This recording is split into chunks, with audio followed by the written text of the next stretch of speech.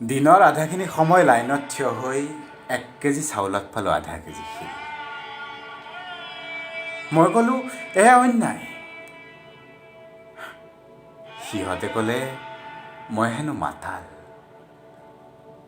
পমুৱালি খাওঁতে আইৰ বুকুতে ৰান্ধিছে বাঢ়িছে বুকুৰ তেজেৰে বৰভোজ খাইছে। মই ক'লোঁ বন্ধ কৰা তোমালোকৰ তেজ পিয়া যজ্ঞ। সিহঁতে ক'লে মই হেনো সংকীৰ্ণ মনা।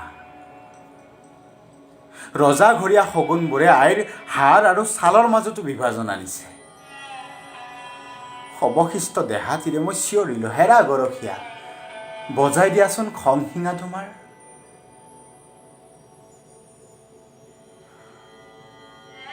সিহঁতে মোক জেলত ভৰাই থলে।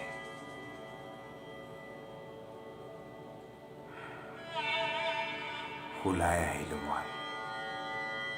কাৰাগাৰ ভাঙি ওলাই আহিলোঁ। লগত আনিলোঁ এমুঠি বাৰুদ।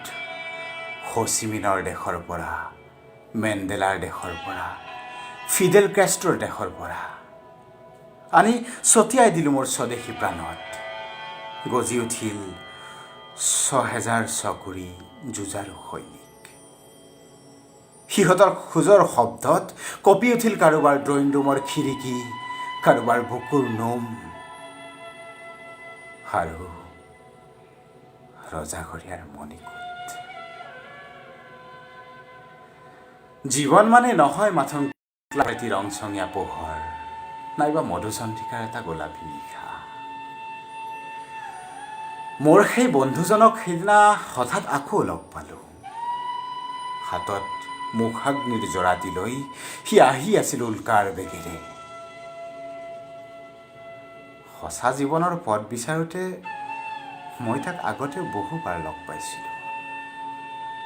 বহুদিন, বহু ৰাতি। এই কবিতাটো লিখিছে মৃদুল ভাৰতী নাথদেৱ। তেখেত বহুত সৰুতে ঢুকাই থাকিলে। তেখেতৰ কবিতাটোৰ নাম হৈছে সাময়িকী।